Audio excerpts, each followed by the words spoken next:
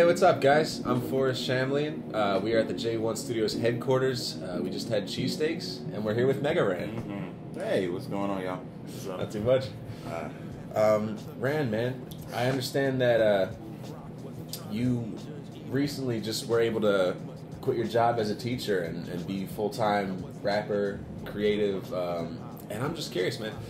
You know, coming out of a teaching job, is there anything that you would say gives you an advantage over other artists? You know, maybe in your ability to grab people's attention, or use the Queen's English. It's definitely an advantage. I feel like teaching and rapping, or teaching and performing, are very similar.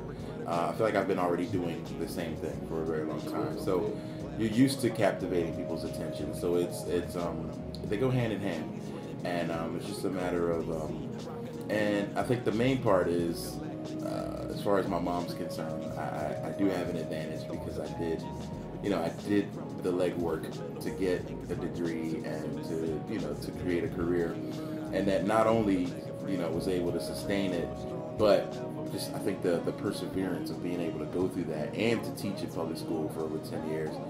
Basically, I'm ready for the BS, so I feel like I can handle anything at that point. That's cool, yeah. Once you can handle some rowdy kids making trouble, other rappers shouldn't be too much different. All right, cool. So, I mean, you're doing huge things now. You just had a tour in Japan. You're starting another tour, as of yesterday. And as musicians here at J1 Studios, we're curious. Who did you get to know? What kind of people did you have to meet? How many hands did you have to shake to get where you are today?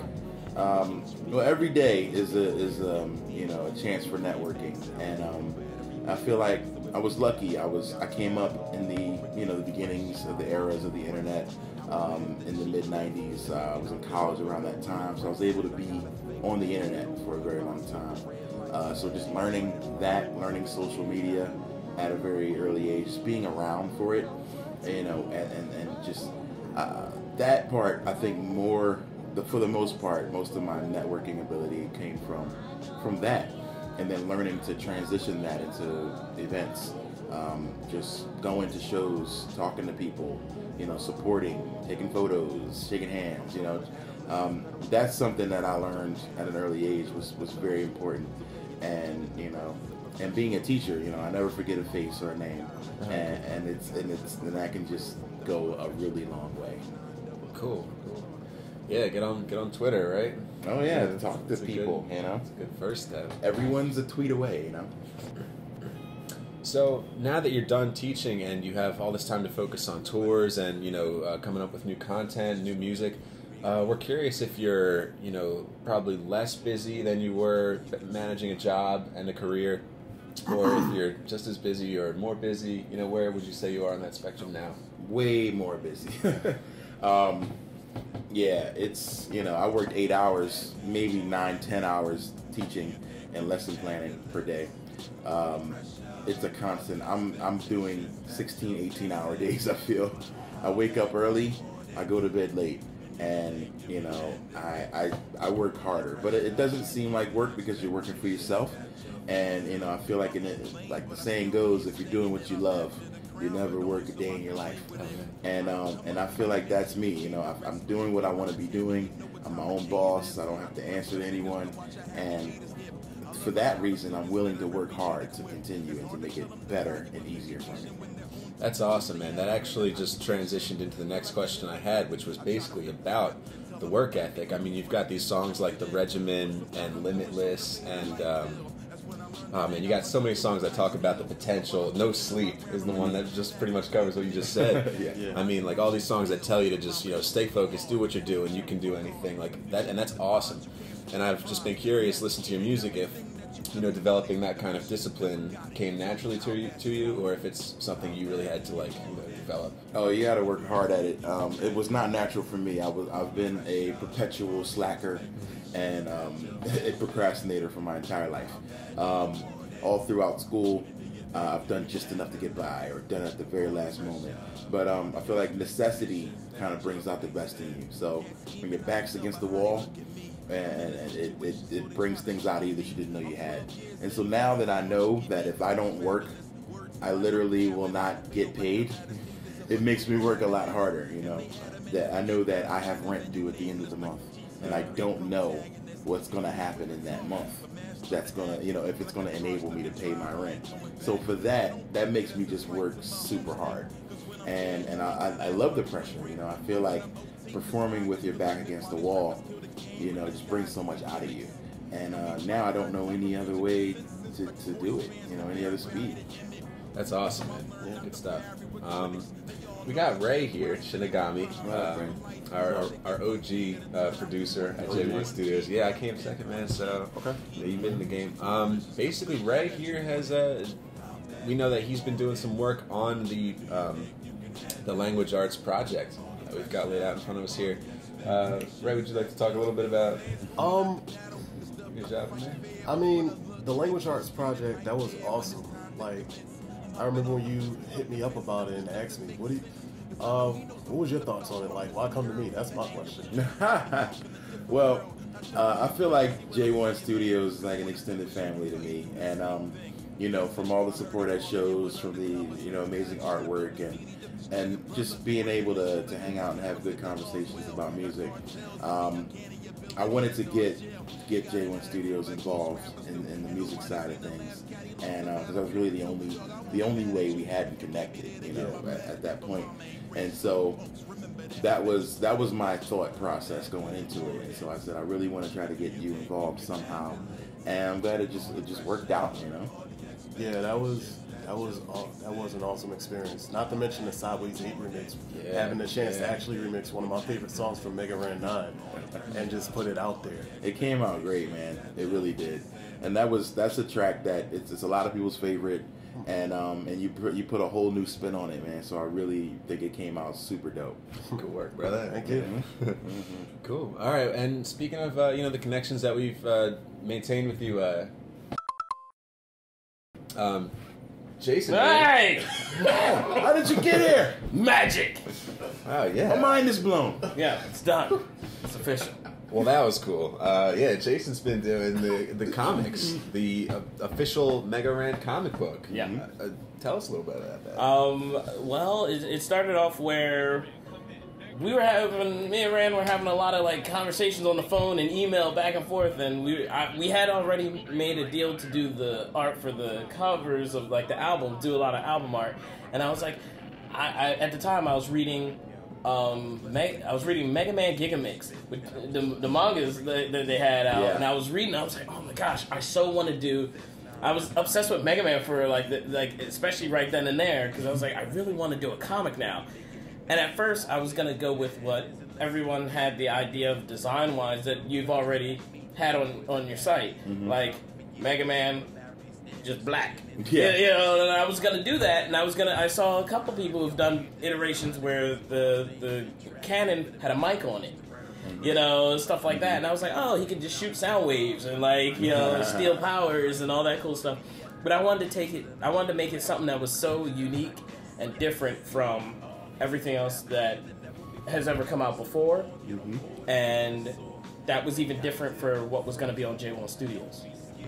So it was like a special project that would, like, and it made the look of even the albums look different from the rest of them, because there's an actual unified design and character, you know, that's now like, this is Mega Ran. Yes. That was a big part of it for me. You actually helped to create a character that was Mega Ran, that wasn't just Black Mega Man, you know?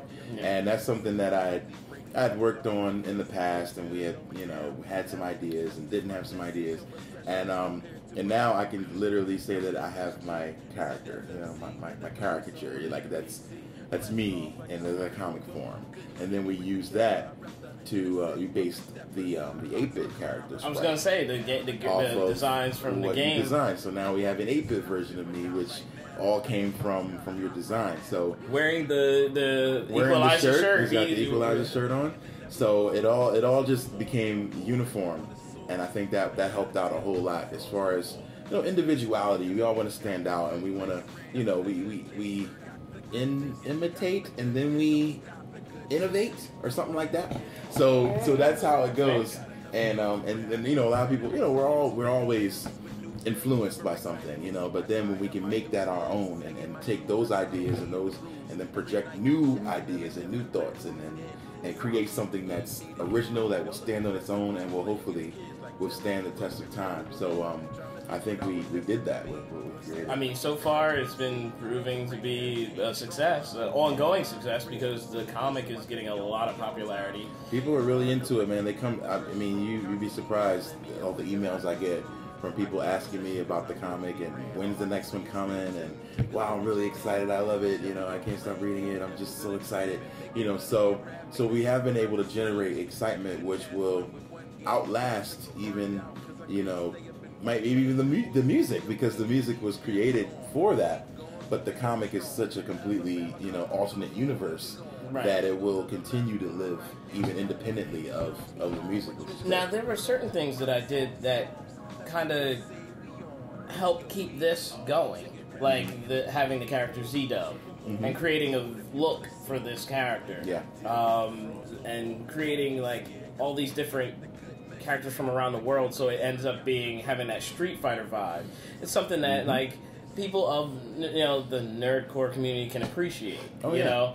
And also giving for those who may not know what it's all about, I'll give you a quick sum up. It's 8 Mile because it's hip hop and like rap battles, but it's also Avatar: Last Airbender because they have elemental powers. They're not bending, but they're manipulating different elements. The Street Fighter aspect is the tournament aspect. It's just like people from India, England, like America, like all over that come together to battle it out. And the Mega Man aspect is whenever you defeat one of your opponents, you can actually steal their elemental ability. So by the time the champions meet off, they're going to have at least 3 or 4 different elements that they can control. And the way they use it is they spit lyrics. So think of it as spell casting to a beat. So there you go. That's that's the best way I could describe it. And it's been, like I said, been going crazy. People love it. You're doing great so far, so I'm really excited about what's to come with it. Yeah, and as it goes on as a web series, eventually it'll come to an end. Like, like any good story. Like, it will come to an end. It'll be a while, trust me. A lot of writing, a lot of drawing. And then there'll be the graphic novel collection. Maybe something else special comes out with that. We don't know just yet. We're still working out on some surprise things here and there. Awesome. And we'll be having posters and all that stuff for sale. Of course. We'll do it up. We'll do it up. Absolutely.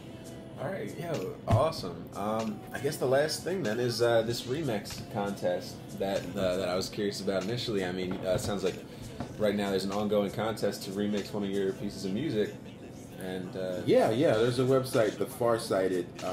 It's a great music blog that has they contacted me last week or maybe a couple weeks ago when I put out a new single called Losses that features Joel Ortiz and Murs and Tina Estes. And the song came out great, and a couple of producers asked me about remixing it. Like, hey, can I throw a beat on there and see how it works? And I said, sure. And so it was another one and another one and another one. And I said, well, why don't we just do a contest? Because I have an EP coming in the future, and that song will be on it. But I figure let's up the stakes a little bit. And so whichever remix gets picked, they're going to get a Mega Ran hoodie, and all types of prize packages. And their song, the picked one, will go on the album. And what we're going to do is let the people decide. So we're going to put it all out to a vote, make it all nice and democratic. So there's no favoritism accusations, but yeah. And so the best one will actually be a part of the album. So you got a chance to do some great things. Go to the Farsighted's blog or just hit up my Facebook page, and all the information is there. All the vocals tracks are also there. And make it happen. That's right. In the words of Mega Ran, you are limitless. That's right. Sure. Just whatever. I don't care. I don't care. All right. That's how I feel. I'm out. I'm done. All right. We're out.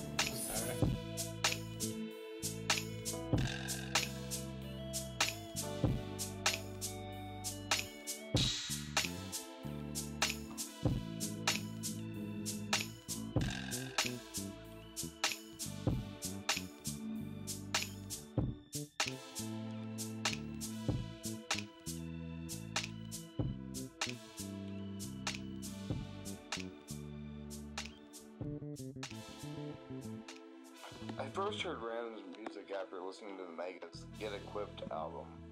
I immediately fell in love with it. It was the first time I'd ever heard video game scores set to really personal lyrics.